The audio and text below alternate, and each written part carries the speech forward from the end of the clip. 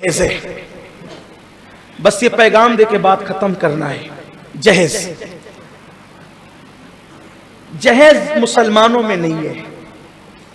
जो जहेज सबब बन रहा है ना, जहेज जो सबब बन रहा है, जिसे लोग अपनी जबान में दहेज भी कहते हैं। जहेज का के मुतालिक ये कहा जाता है कि बेटी वाले शादी के दिन अपनी बेटी को जो दे उसको जहेज कहते हैं, वो बेटी की मिल्कियत है। और पता नहीं कहां से ये बात आ गई कि जहेज देना सुन्नत है। जहेज देना इसलिए लोग दे रहे हैं। अब लोग दे रहे हैं तो कुछ भिखारी लोग मांग भी रहे हैं। हंसने की बात नहीं है, दिल के जज्बात है। बल्कि खूबसूरत बेटियां, पढ़ी लिखी बेटियां गरीबों की इसीलिए बैठी हुई है कि उनके पास भीख देने के लिए कुछ नहीं है। एक जगह रिश्ता तय हुआ, अभी हमारे सुन्नी दावत इस्लामी के एक बहुत बड़ी ब्रांच के निगरान हैं, नाम नहीं लूंगा, उनकी भतीजी का रिश्ता तय हुआ, मंगनी भी हो गई। उन्होंने मुझे फोन किया, मंगनी के बाद जो वो दूल्हा का बाप यानी दुल्हन का ससुर, वो कहता है कि वो तो आपने बरी इतनी नहीं लिया और ऐसा हुआ वैसा हुआ, ये हुआ वो हुआ। मैंने उनसे कहा खत्म कर दिया जल्दी से। मैं इस तरह की बात, मेरी तबीयत में बहुत जोड़ना है, तोड़ने की बात कभी नहीं करता, लेकिन अच्छी तरह से बुजुर्गों के साथ बैठकर तजुर्बा है। इसलिए कि जो बेटी लेकर खुश ना हो, तवज्जो करें मेरे जुमले पे, जो बेटी लेकर खुश ना हो, आखिर आप क्या दे देंगे तो वो खुश होगा? आप क्या देंगे तो वो खुश होगा? है कोई बात? अरे बेटी से जब वो खुश नहीं हो रहा है, अब बेटी से बड़ी भी कोई चीज है देने की? जो बेटी लेके खुश ना हो, क्या लेके खुश होगा? वो कभी खुश नहीं होगा आपसे। इसलिए ऐसे लोगों से रिश्तेदारी करना ही नहीं, मत करो, मत करो। गरीब से गरीब के साथ भी याद हो, लालचियों के साथ, उसकी लालच कभी नहीं भरेगी। कुछ हमारे बुजुर्गों ने लिख दिया है किताबों के अंदर कि जहेज देना सुन्नत है, लेकिन मैं यहां थोड़ा सा माजरत करते हुए, ये जो आपने इस एंगल से देखा ना कि जहेज देना सुन्नत है, मैं कहता हूं कोई जहेज देना सुन्नत नहीं है, कुछ सुन्नत नहीं, कोई जहेज देना सुन्नत नहीं। उसको दूसरे एंगल से आप देखें। मैं ये तो नहीं कहूंगा कि मेरी ये तहकीक है, क्योंकि मैं कोई मुहक्किक आदमी नहीं हूं, फकीर हूं। आप एक फकीर की बड़ समझ के सुन ले, पसंद आए तो कबूल, नहीं पसंद आए तो यही छोड़ के चले जाओ, कोई बात। इतनी तो सब समझ में आ गई ना जो मैंने कुरान हदीस से टच में कही है, लेकिन ये मैं अपने जहन की कह रहा हूं। देखने का अंदाज बदलो।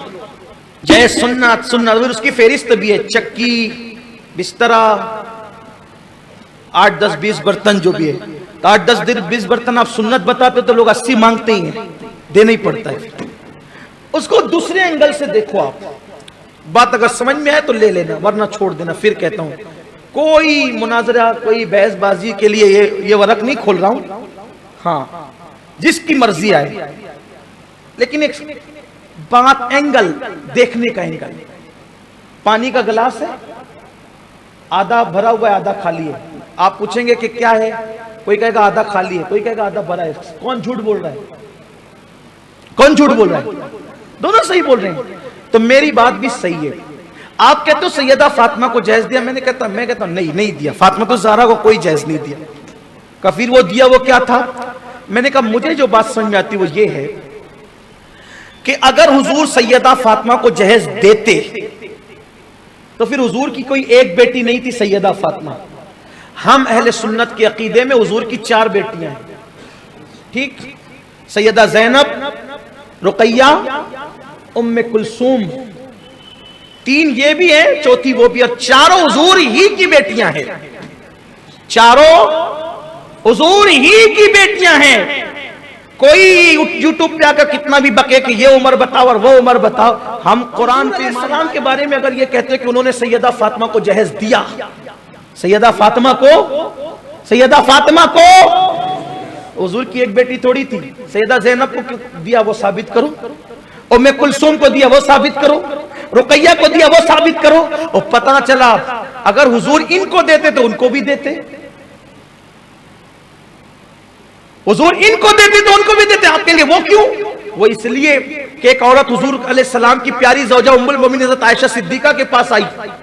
अम्मा आयशा ने उसको खजूर दी। अम्मा आयशा के हाथ से उसने खजूर ली।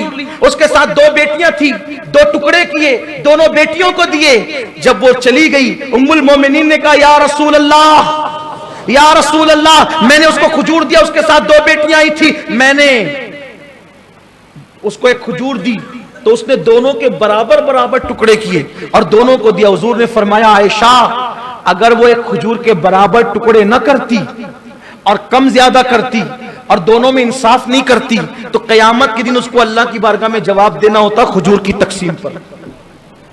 यानी खुद की खजूर नहीं है, दूसरे की दी हुई खजूर है, तो भी दोनों बेटियों को बराबर बराबर, कम ज्यादा नहीं किया।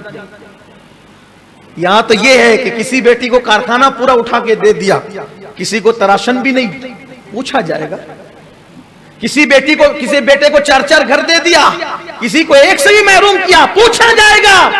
जब खजूर की तकसीम में बराबरी है तो जो रसूल खजूर की तकसीम में बराबरी का हुक्म दे, हुजूर से यह माज़अल्लाह कैसे मुमकिन है कि जो खजूर की तकसीम में बराबरी का हुक्म दे वो एक बेटी को जहेज दे दे और 3 बेटियों को कुछ ना दे।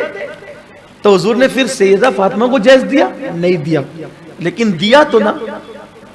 हुजूर के घर से चक्की गई थी ना, चमड़े का बिस्तर गया था ना, 2 तकिए गए थे ना, मशकीज़ा गया था। मैंने कहा बिल्कुल गया था हुजूर के घर से, लेकिन सैयदा फातिमा को नहीं गया था। बात असल ये है, जिस एंगल से मैं दिखाना चाहता हूं ये है कि मौलाए कायनात हुजूर के सिर्फ दामाद ही नहीं है, हुजूर के चचाजाद भाई भी हैं। और मौला अली की परवरिश हुजूर ने अपने घर में की, हुजूर ने अपने घर में की। मौलाए कायनात का कोई घर नहीं था, घर का सामान नहीं था। अगर बफर्ज़े मुहाल मौला अली का रिश्ता सैयदा फातिमा के साथ ना होता और किसी और के भी साथ होता तो बोलो उनके घर के सामान की जिम्मेदारी हुजूर के करम पर थी कि नहीं थी? हुजूर अलैहिस्सलाम ने सैयदा फातिमा को जहेज नहीं दिया बेटी की हैसियत से। हुजूर अकरम सल्लल्लाहु अलैहि वसल्लम ने जिस अली की परवरिश की थी, पढ़ाया था, लिखाया था, तरबियत की थी, अब उनका नया घर बस रहा था तो उनके यहाँ बर्तनों की जरूरत थी और जानते थे कि इस वक्त तो अली लाने की पोजीशन में नहीं है, तो हुजूर अलैहिस्सलाम ने वो बेटी को नहीं बल्कि ये सारा सामान अपने चचा के बेटे, चचाजाद भाई मौला अली को अता फरमाया। खत्म हो गया जहेज का शीश महल ही चकनाचूर हो जाता है। तो लोगों को यह गलत फहमी हुई। अब मेरी गुजारिश आपसे,